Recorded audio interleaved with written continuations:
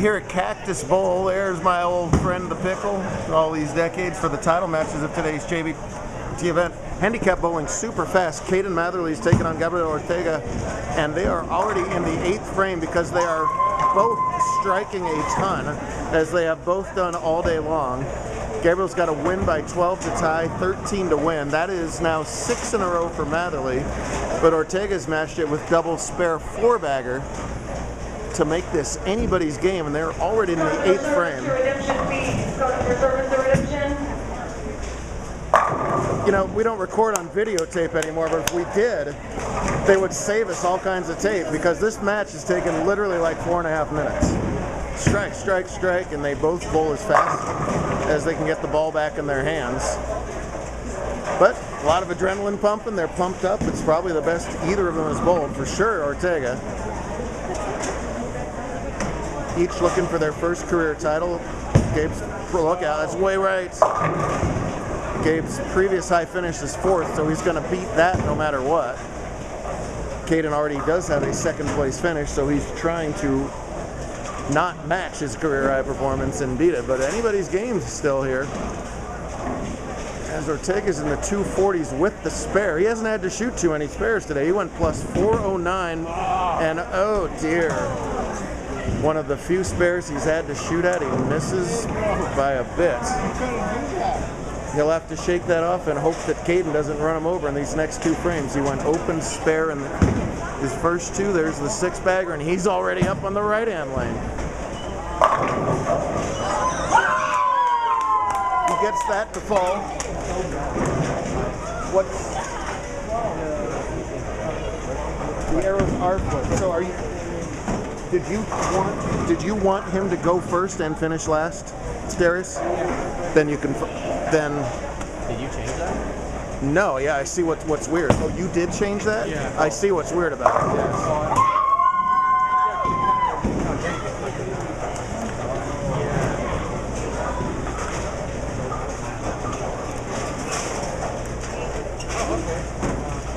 Like so. Thank you. These guys are bowling so damn fast over here, I didn't even get a chance to do all that. So Caden did strike in the 9th and 10th. That was just getting the scratch from the start over there. The strike string ends, and we'll have to add some stuff up here. He's got 258. He's getting the 12. That's 260. That's going to be enough. Matherly's going to win this title. Ortega's going to bowl fantastic, but have to swallow a 2nd place finish. As it's been a strike-a-thon most of the day, relatively high cuts. Neither one of them are any good at spares because they barely shot any spares all day long today. They've been doing nothing but strikes, both of them. And after a rough weekend in California last week, way better results down here in Tucson today, as he's going to join the Winners Club, and he will have to withdraw his Tournament of Non-Champs entry and say, switch me over to the Happy Division in June in a month or so. One more regular season event tomorrow, and then the field will be set for the invites. Both these guys way up in the top 32, so invitational, no problem. The top 4 locked it in. They're both thinking about top 20 to get into the TPC or even bigger and better things. Caden busy flexing for his girlfriend over here. I don't know. Much more civil, Caden. Thank you. Yes. Hey, listen, nothing at all to be ashamed of for Ortega. I think I got that right. Yep, plus 409 for his 8 games today. Was just awesome, but ran into a fellow buzzsaw. He's going to finish up with 242 himself. Hey, listen, if that doesn't win, you know, hats off to your opponent. Great match by 2 real nice kids. Wow. That was the handicap division, folks. Now let's move over here to the scratch division where these guys, you know, can't buy a scratch. I don't know. Let's go back over here. I'm going to go congratulate both those bowlers, and we'll be back to talk about scratch.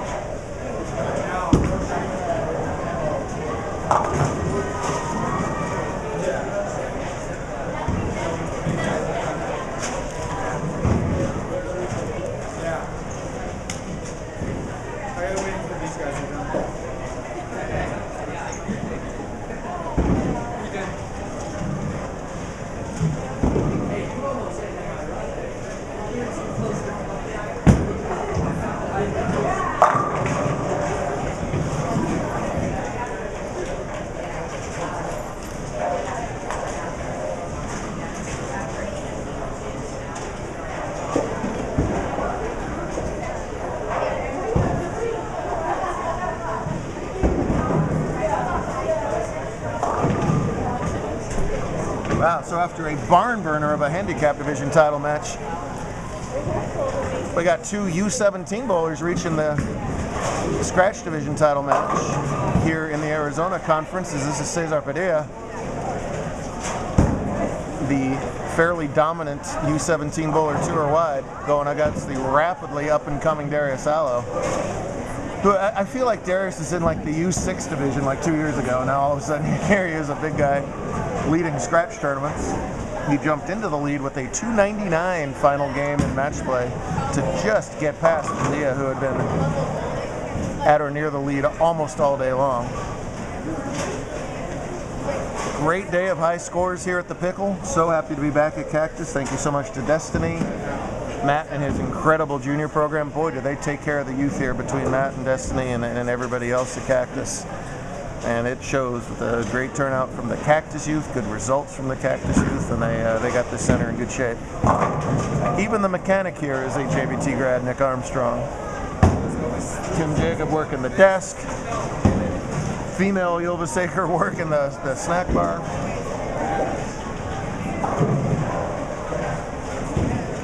Truly a JBT all in the family experience. Speak of the back guy. What up? 11 and 12 good. Did you ever win one of these suckers? Once at the old Pickle, at the original. And original. Thank you for calling it Pickle without me telling you to call it Pickle. This is the Pickle. Well, this ain't the Pickle. This is the Sandy Pickle. the original Pickle in here. The Sandy Pickle. Oh, Santa Cruz and Cactus is yes. the Sandy Pickle. You can have 9 and 10 here because that was the title match on 7-8 already. You got it.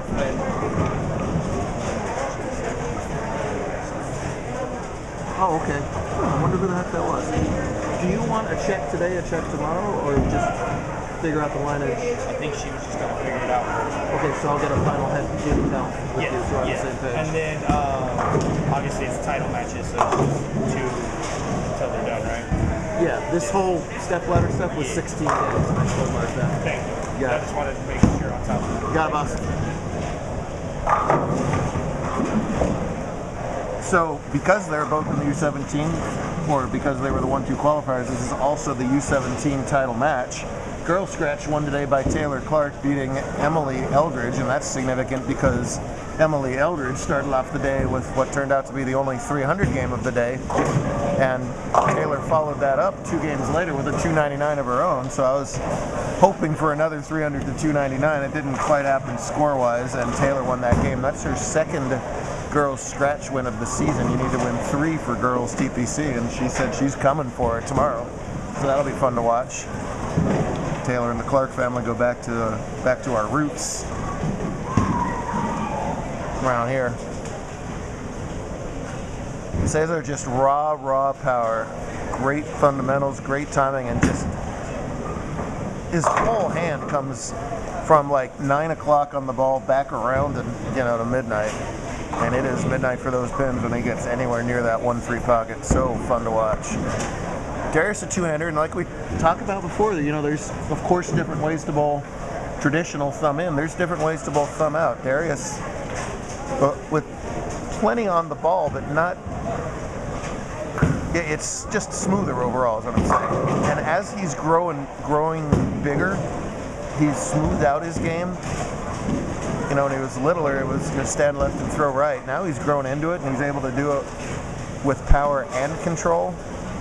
He comes from a bowling family, and sky's the limit for him. He already won a large adult amateur tournament, which is fine. He's starting to do big things in JBT. Already won a scratch title at Suncoast earlier this year. That just happens to be where the invite is to Mojave in a couple weeks, so I'm sure he'll be looking forward to that. So basically, Jairus is as big now as I picture Darius. Darius is just about caught up to Jordan. And it's kind of the circle of life of the Allo family. Yeah, I think so. Throwing that ebonite ball, making it look good. 10 in the pit. That GB4.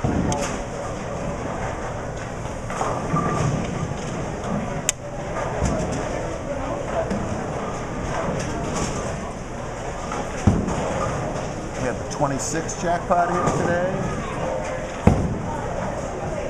All kinds of good fun. 90 bowlers, lots of entries in the last couple months. Oh, man! Airborne Messenger would have slapped the 10-pin silly, however, there was no 10-pin, and it missed the 7 entirely. A sardonic clap.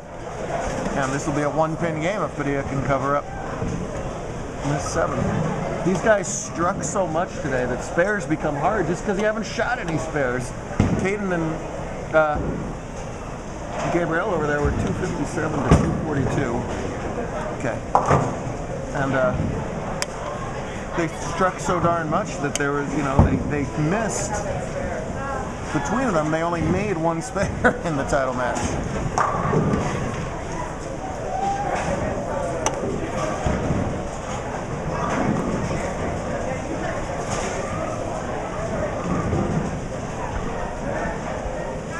Careful preparation. Watch how nice the balance is. Watch how much that hand rotates. That feeds the ball right to left and left to right.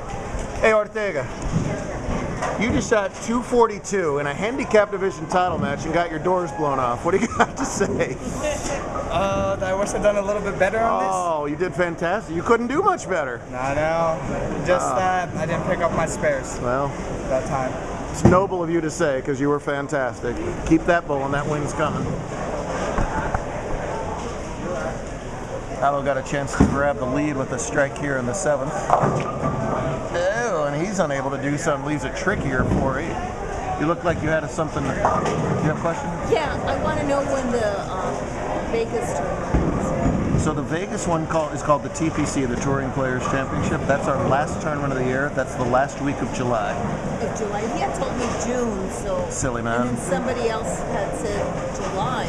It's July, not June. Oh, okay. The Invitational in Arizona is June. Oh, The TPC, which is everybody's Invitational, is July. July is invitation. In June, it's invitation only? June 18th is the Arizona Invitational. Oh, and I think you got invited, right? Of course. Yeah. He's automatically in the Invitational. He's in very good shape to make the one in July. Either June or July, but you're not doing both. Both. It's so easy. And here's where I step out of that conversation and It's talk so some more. easy. I know. And I've told them. You better start mowing some lawns. Well, he has a job, and Oh. I told them, you can pay for the rooms, and he says, what? Oh, I see. Meanwhile, Darius made a nice conversion with the 4-8 and moved the 7-pin, and it still doesn't fall. Look where that 7-pin is now. That's a good 3 inches off to the right. I saw it off the corner of my eye. I was talking there, and I thought it for sure it was just going to fall down, and it just kind of slid over and looked funny.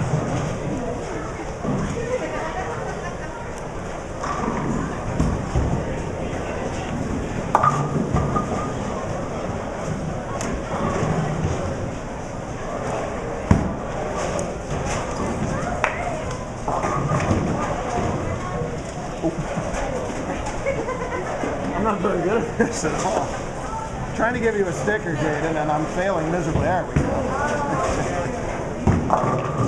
Oh, it's like a bowler. You miss left, you move left, you miss right. Yeah, you move right.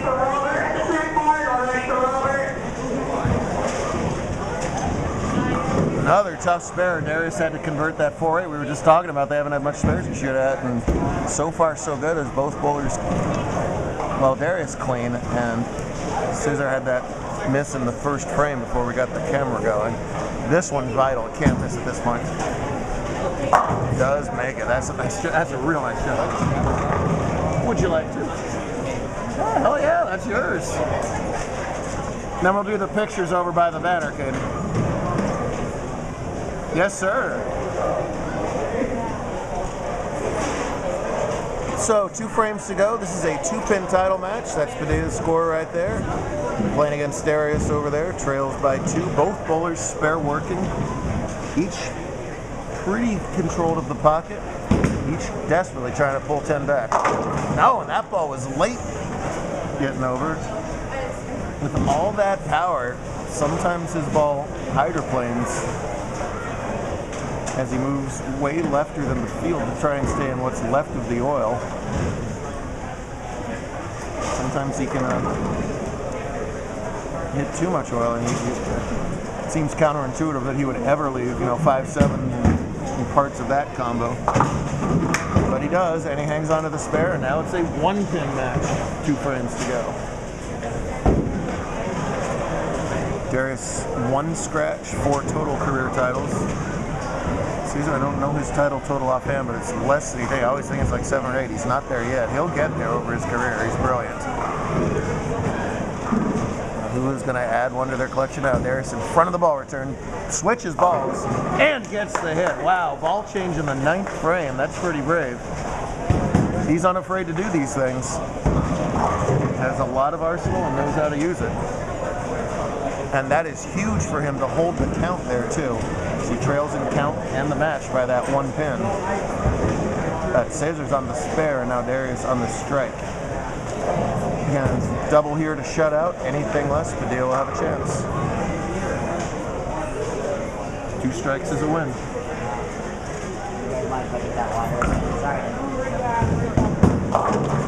Hits the same skid point that Padilla did on the left-hand lane on this shot. And now Padilla's going to need a 20 fill. There are tie possibilities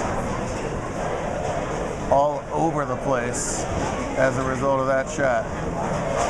The fill ball, real important that Darius strikes, but first things first, don't make any mistakes on the relatively simple 2-pin. Move. Move!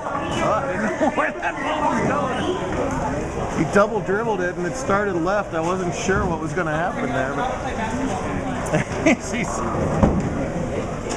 telling back to his fan base to don't worry, I got this. 10 fill, very important here. 10 fill forces Caesar to strike, spare to win.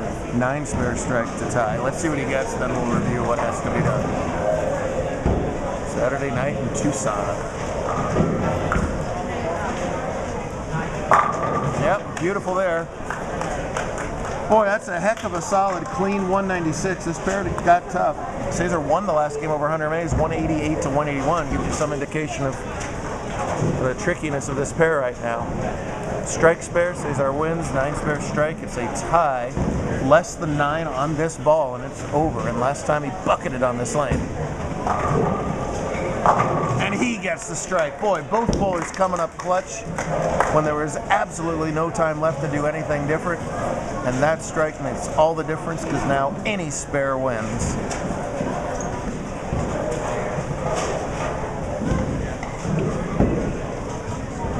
Kind of a nonchalant reaction there for a pair he's worked so hard on. Grinding out the 180 last game. 197 will be just fine with him right now.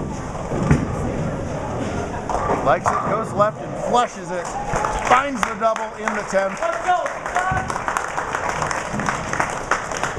And on a very high scoring day at the Pickle, it turns out to be a grind of a win for Padilla. 2-0.